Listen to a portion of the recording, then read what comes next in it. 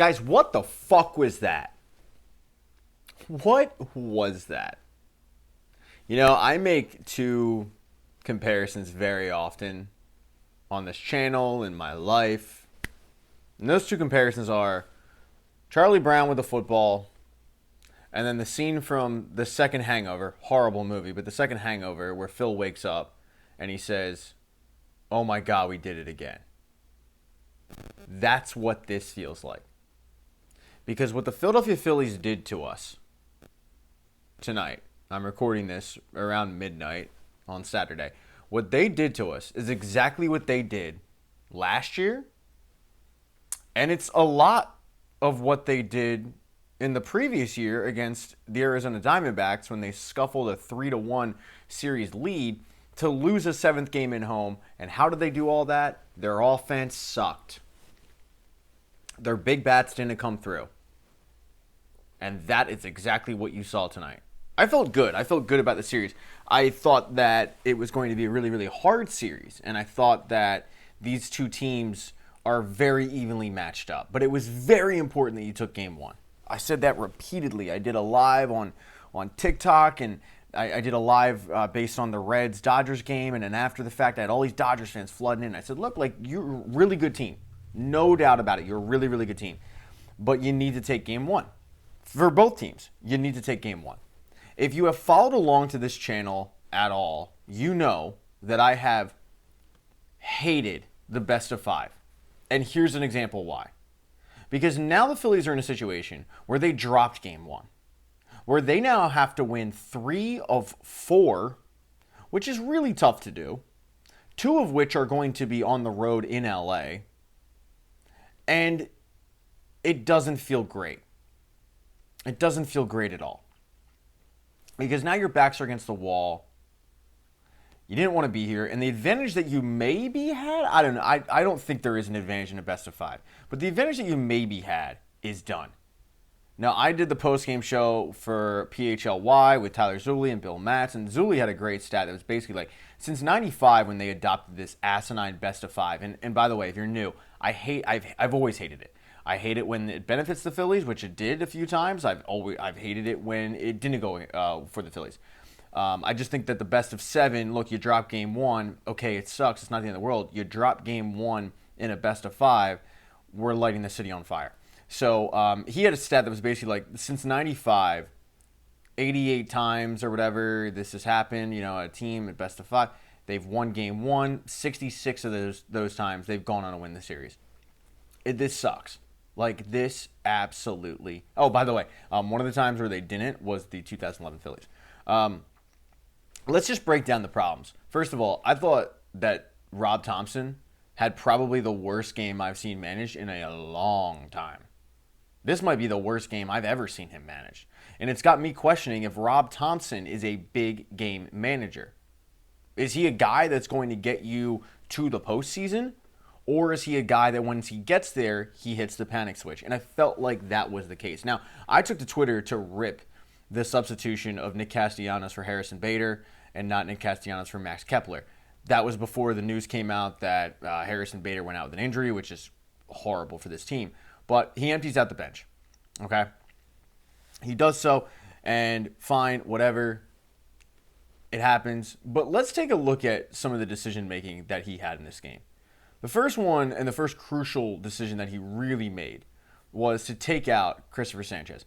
I didn't necessarily have a problem when he took him out, okay? Let me just make that perfectly clear. I wasn't sitting there watching it going, what the hell are you doing? But he took him out. I think he was kind of leaking oil a little bit. He can't get through 6 innings. It's a killer, okay, because you really just needed him to get through 6. It throws the entire plan off. Okay, you bring in David Robertson. David Robertson clearly does not have his best stuff. All right, I think we can all agree on that. He's throwing balls left and right. But he gets Max Muncy to get out of the inning. Fine, okay, we're going to move on to the 7th. Then he brings David Robertson back out. Now, I have had the luxury, because I work in sports radio, or I used to work in sports radio, of talking to former relief pitchers. And they've talked about the difficulty of coming into a game. Your adrenaline is jacked up. You're all ready to go, and then you have to go in the dugout and sit and wait, and your adrenaline comes down. And now you got to ramp it back up. And in a playoff atmosphere, I imagine that is tenfold. So you have David Robertson come in, get the one out, sit, and then he comes out for the 7th, where he proceeds to put the first 2 men on, where you go to the bullpen. Fine, okay, that's the right decision. Because once again, David Robertson didn't have his stuff. He shouldn't have been in that spot to begin with, but he doesn't have his stuff. Who do you go to? You go to Matt Strahm, who all season long has come in clean innings. And now he's coming in a situation where he has to face a guy with 2 inherited runners. You know how many inherited runners he has had all season? 8. Now, I'm sure you do know that because the broadcast brought it up. And if the broadcast knows it, I'm sure Topper knows it as well, right? But he brings Matt Strahm in, and we all know what happens. Teoscar Hernandez takes him deep, and now it's a 5-3 game. Now, instead of going to Tanner Banks, who you routinely have brought in all season long, when there are inherited runners, no, you don't do that. You divert from that. You do an Uno reverse. Now we're bringing in the guy. We're waiting until October to bring in the guy who never comes in with inherited runners instead of the guy who always comes in with inherited runners. Cool. Love that. Then there was a decision where Nick Castellanos does come in. You've got JT Realmuto on first base. And Nick Castellanos works a really, really good count, actually. You know, he doesn't swing at the first pitch. A little surprised about that. But he works a 3-2 count. I turned to Tyler at that point, and I said, I'm sending JT here. Because the odds are that Nick Castellanos is hitting a ground ball. And I want to take out the double play. Topper doesn't do that. And what happens? JT hits a ball to third, and it gets turned. Double play, inning over. Boom. Done. Okay. And then there's the fact of just the playoff roster as itself. Can anyone explain why exactly we need Weston Wilson? Anybody. Other than the fact that he is, I guess, versatile in the sense that he can play first base. Now they're in a situation where Harrison Bader, who was a catalyst for them. I mean, he hit an RBI tonight, but he hit a rocket that I thought was definitely gone in that big inning where they finally got to Ohtani. They scored 3. He was one of them, but he hit a ball that I was convinced was gone. He is now out with a groin injury where he says he'll try to empty the tank. I don't necessarily even think that's a good thing because it's a groin injury. But you saw him make a diving play today. It was really, really impressive. And ever since he's come over here, he's been a spark plug at the bottom of the lineup. I think he's helped a great deal in Brandon Marsh's resurgence in the second half. So you have him go out with an injury, which forces you to pinch hit Castellanos. You keep Max Kepler in there. Now we have Weston Wilson. That is a horrendously bad outfield. Like, you don't understand. Because you bring in Edmundo Sosa to pinch hit for Brandon Marsh. No problem there. Okay, Edmundo Sosa swings a hot bat. Bases loaded, fine. I get that idea, okay? I mean, it's the 8th inning, right? Might as well. But then you have to put Weston Wilson in left field. Max Kepler in center. Nick Castellanos in right. That is horrible. But we need Weston Wilson in the lineup. Why? Like, why isn't Jhoan Rojas on this team? Now, granted, I will be the first one to tell you I am a huge Jhoan Rojas fan. But what Jhoan Rojas will give you off the bench is defense and speed on the base pass. What Weston Wilson would give you is the occasional hit, no doubt. Okay, fine. Maybe a little bit of pop, and then a little bit of versatility. It's not helping the team now, though. I didn't like that move at all. That was from the get-go. And there was one more big complaint that I had that I am drawing a blank. Oh, it was their overall approach. Like, I would love to hear from Kevin Long. What the fuck is their approach? Because you had a situation where everybody and their mother knew, just get to the Dodgers bullpen. Ohtani is really good. Get to the Dodgers bullpen. And they have that inning where they force Ohtani to throw, 25, 30 pitches or whatever, and they put 3 on him. And then it just seemed like they completely abandoned any kind of game plan, and they were free swinging. And Ohtani shut them down. And here's the problem with shutting down the Phillies offense. The Phillies' home field advantage is real. It's raucous. But you need to give the home crowd something to cheer about. Because if not, the fans are sitting there like, yay? Like, what's okay? Maybe next inning. I mean, let's be real. Like, that game was boring. After the first 3 that the Phillies put on the board, the game got boring, and then it got tense, and then it just got shitty when Teoscar Hernandez hit the ball. But their approach was horrible. They weren't working counts. And Ohtani was locked in and shut them down. Was able to get the Dodgers to Glasnow, a starting pitcher, who then, for a split second, passed it off to an actual reliever until Roki Sasaki came in to close out the game. And it wasn't until the 8th inning where they really started working counts, and that was on Glasnow. So at no point was their approach to actually work counts, up his pitch count, and get him out of the game by the 5th inning.